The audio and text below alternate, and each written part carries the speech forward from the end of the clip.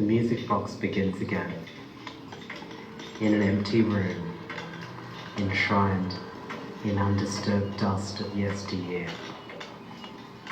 On the piano there are flowers, daffodils that never fade.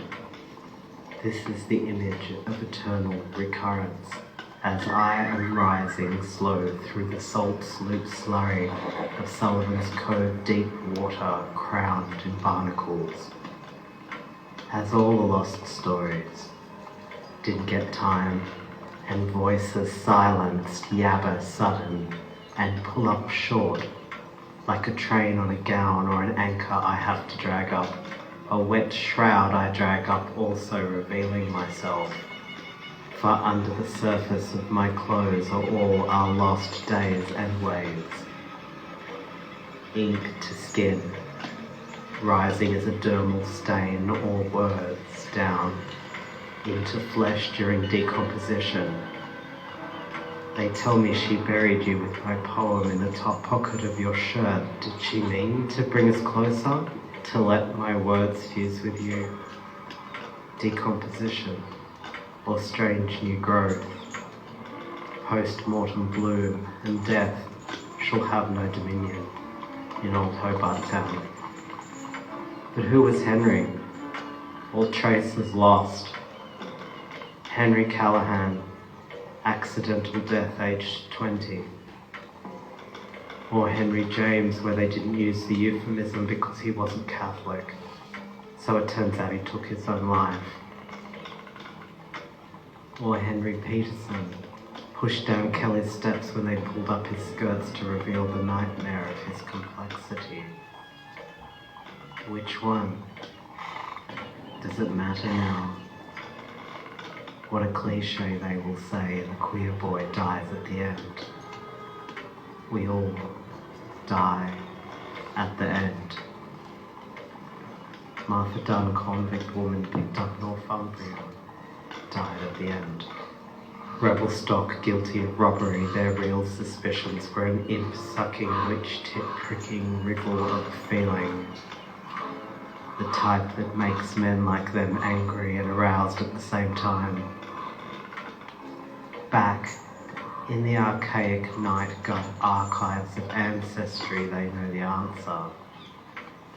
Convict the witch. The rough stowaway of the old magic chafes at her in her restraints as they pull her away from the shore where all her foremothers laboured and loved and turned into chalk grit at last. It must blister its way out, they used to tell me when they put burning cups to my back skin. Nobody told me what it was. My family said I was a changeling, so it only made sense they burned me on the back to bring out my manly humours, right where the hidden folk are hollow. It was hidden though, in Martha too, the stowaway. They couldn't shave or strip it off her. It was hidden in the womb, like the Aboriginal woman once told me the first cooking fire got started and gave birth to the dancers. Martha gave birth twice, once to a child and a second time to tragedy. I am the rag and bone man. I don't own these stories, the tragedies, or the comedies. I just found them here on the pavement, where someone had left them and wasn't looking after them. I don't own their dreams, but someone left them out here to get cold. And I have a voice with which I can push the fire of their voices inside where the fat is. I pick up their stories and render them for fat. Fat to wash us in as soap, fat to light us up as candles. Dreams aren't as fatty as they used to be. So I come wandering up out of the text, crack spines and dog-ear your pages with obsessive repetition. I come sniffing around in bookstores for a dream to occupy, or some fat to cook and feed the hungry ones. It feels like I've got a bomb inside me waiting to go off. Because we are the ones who didn't get to speak, and we will not go quietly forever.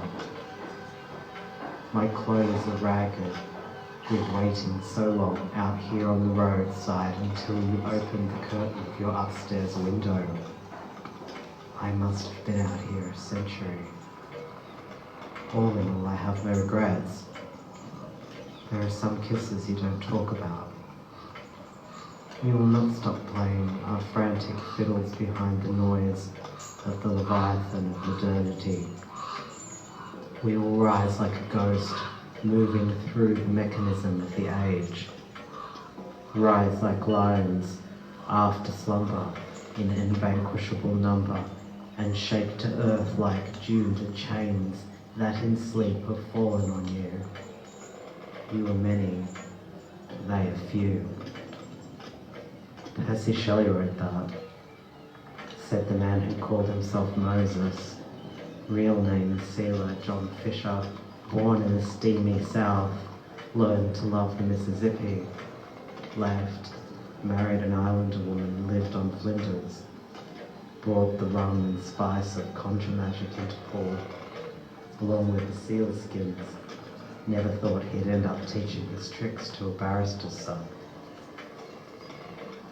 Cecil Alport, called in some circles Arthur, gentleman lawyer, collector, family man, poem in his dead drop pocket, had a secret, left his story encoded in retrospect, the best glass coffin for any keepsake.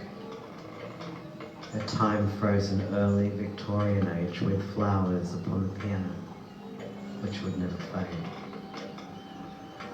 Clara Ellis, born 1857, died 34 from disease, contracted at the orphan school where she was doing time for the crime of compassion. Clara, also secret spiritualist, sets the sermon timer for 20 minutes to find out who among the dead would come to speak. For the 100th time she sees not the dead but herself, aged 21, banging her hands in desperation on the divination glass, screaming something at her future self about a different future she was meant to have that weighs a ton around her neck like an albatross. Then she sees Henry, whose surname we don't quite know, because deviants don't have fathers, come wet dripping with salt up out of the bay again. He is made of the rags and bones of memory. Without photograph, the details go so fast, until your friends, dead and lost, are no longer a fleshed out face and figure but an ache below the breastbone. Still, she sees the outlines. The code is old-fashioned now, hailing from an age before steam engines and electricity. The dead try to warm their hands against the flickering light of our screens and bulbs. They try to warm their hands, but the light has no heat in it. They become fractious. I am their stories, and I have become fractious. I have come back to tell you that there is time, and this is it happening.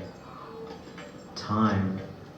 It is coming up the alleyways like the Bridgewater Jerry, escaping the Derwent and seeping between houses. Time. It is a rough customer who means to shake you down for your spare change of minutes and seconds, and all your favourite memories. There is time, a lot of it, and at every turn a new possibility waiting for you to outgrow the shell of your old story about life and rip off the necrotic exoskeleton. Your life matters more than you think. It has echoes, reaches out and sweeps the bottom of the sea with eternity. It rushes towards you urgent with the piquant smell of freshly peeled daffodils. I don't even exist anymore, you see, just the way you can see the light of a shooting star long after the death of the star. My consciousness, a light still not fully expended, and spilling out ever further, until you hear these words. In the moment where I become a voice in your head, that travelling light meets with a barrier that for a moment checks its flight, and so, in the mirror of your black pupil, in the roaring shell of your ear, I am still alive. I am getting back up out of the floodwaters, my lips stained with laudanum. I am heading home. The abomination of repetition. I drowned because Hobart would not hold me in its arms. But in the wake of our courage, you may swim. You hear these words in the space a person leaves upon dying, filled with suspension dots and perhaps a question mark or two. If they were lucky, a welter of exclamation marks and some breathless dashes. The immensity of the past compressed to a tiny space by the weight of time. They are my pupils looking back at you from below the sidewalk, in the water of a Hobart laneway or gutter. I am so far away is why they look so small. It's the blackness left behind by all the compressed pain and soot of loss that's rendered from the mess and fat of our lives when we're gone. It's fertile still. Cecil Althorne had a secret. Henry became a secret. Martha stores it in her cunny. Clara has one in her divination glass. To Moses, secrets taste like honey. You need only blow upon the coals and cross a palm with silver to find out. Time bites its own tail. Everything is now. So I suppose this is an invitation. Follow my voice through the dark. Collapse time with me. Everything must happen when the rag and bone man comes back to town. Bring out your bones. Bring out your dead. Bring out your memento moris and your dolls with missing eyes.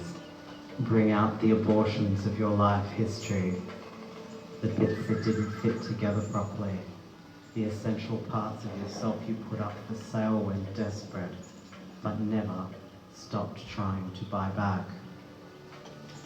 At the bottom of the world, in Van Diemen's Land, where the creaking bones of stirring giants contort up from the icebergs of the frozen south in winter, when the gas lamps flicker low, and other God rules here who knows nothing of church bell or steeple. Hobart Town is the devil's playground, his dark park, his stomping ground. But oh, this is a beautiful, dirty place, this secret little town of ours. Who was Henry? When he had opened the second seal, I heard the thief saying, "Come and see."